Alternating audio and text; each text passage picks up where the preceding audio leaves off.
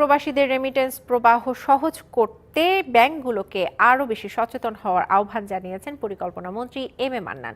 সংযুক্ত আরব আমিরাতের Sharjah expo সেন্টারে আইডিয়া গ্যালারির উদ্যোগে প্রবাসী উৎসবে তিনি এই আহ্বান জানান।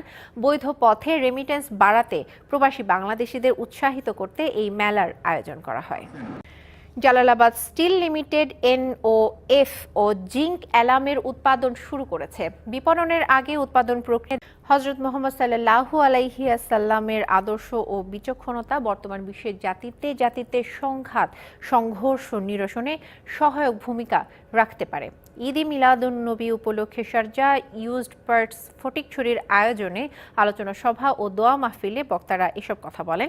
অ্যাসোসিয়েশনের হোলসেল ক্লাবের তৃতীয় প্রতিষ্ঠা বার্ষিকী ও চতুর্থ বর্ষে পদার্পণ উপলক্ষে জমকালো অনুষ্ঠানের আয়োজন করা হয়। শুভানুধ্যায়ীদের উপস্থিতিতে প্রাণবন্ত হয়ে ওঠে এই আয়োজন।